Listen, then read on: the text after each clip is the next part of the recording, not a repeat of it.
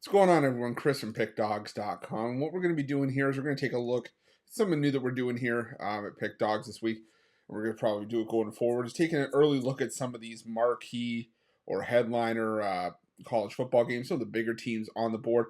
And this video is going to be taking a look at the matchup between Mississippi State and Alabama, an SEC showdown going down at 9 p.m. Eastern time on Saturday, September 30th.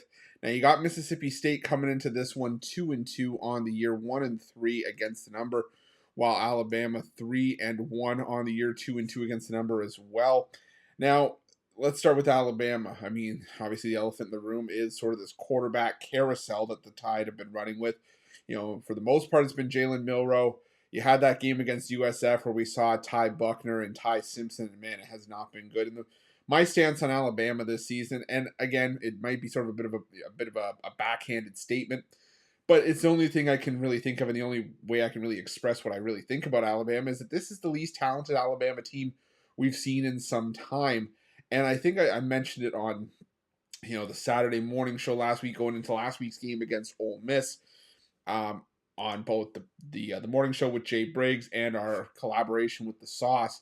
I feel that Tommy Rees, offensive coordinator for Alabama, is orchestrating an offense that doesn't fit Jalen Milroe's style. Milroe is supposed to be the top guy for Alabama, but he's running sort of a pro-style offense, more pocket passer type offense, when he really should be running the same type of offense that Jalen Hurts excelled with when he was at Alabama, sort of that RPO, option. Give Milroe the opportunity to potentially use his legs once in a while. And that's because that's where he's been sort of at his best, as a dual threat quarterback that can move the pocket, that can stretch the field. And he's just not doing it. And the problem is the quarterback that you do have that set for, Ty Buckner, who was with Tommy Rees at Notre Dame, he's not good enough to be the starting quarterback here. And it's not working for Alabama. And I say that they're the least talented Alabama team we've seen in some time. I'm not, just pulling that out. I mean, the results haven't been there. Sure, you beat up on Middle Tennessee, and that's all well and good. But in the 3 games since, you put up 24 in the loss to Texas, 17 in the win on the road over USF when they were laying 34.5 points in that game. Don't get me wrong. I remember that game very well. I was on Alabama in that game because normally they beat up on teams out of conference, but it's another story for another day. And then you put up 24 points in the win over Ole Miss. The defense showed up. They've allowed 10 or less points in 3 of their 4 games so far this season. But last I checked, you still got to be able to score points to win football games. So makes it a little bit tough to feel good about laying 14.5 here. But it also is tough to take 14.5 with a Mississippi State team that still feels like they are just in the midst of a transition out of the Mike Leach air raid offense into sort of just a more traditional offense, more balanced offense.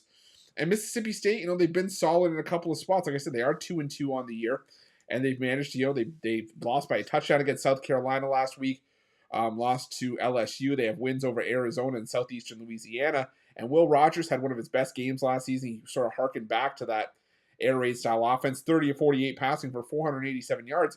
But he still only had 1 passing touchdown in that game. You normally, with numbers like that, you maybe expect to see a bit of a higher output for touchdowns. But you just look at head-to-head, this matchup just does not benefit Mississippi State. The Bulldogs, 84th in rushing yards per game, inside the top 50 in yards per rush. But, passing yards per game, they're 58th, not what we're used to seeing from Mississippi State in the last couple of seasons. And I don't know if that's going to benefit them here against a Tide defense that, like I said, has been rock solid. But look at Alabama. This Alabama team, 64th in rushing yards per game, 86th in yards per carry, 102nd in passing yards per game. If I had to pick a side in this one, I would lean towards Alabama, but I think the better play here might be the under 47. Again, we'll have to see sort of how this line develops throughout the week, but I just don't see a ton of points being scored in this game. And even if it is a blowout, I could see a 34-10 win for Alabama. That still gets us in under the number 47. So my early look for this game is going to be a lean towards Alabama laying the 14.5, but my stronger lean is going to be the under 47 in this one. But hopefully be able to update those lines for you, give the most up-to-date information. We do have our college football live show with myself, Mitch, and Ron Romanelli, as well as our Saturday football show in conjunction with the Sauce. I've got Sauce, myself, Jay Briggs, and Mitch. Saturday morning after our morning show here at Pick Dawgz. So make sure you guys check that out. If you're looking for my best bets, you can find those at Pick Dawgz Premium. And while you're here at our Pick Dawgz YouTube channel, smash that like button on this video. And make sure that you're subscribed and hit that notification bell so you get notified when the newest and freshest content drops here at Pick Dawgz. Thanks for watching. See you guys soon. Let's crush the books.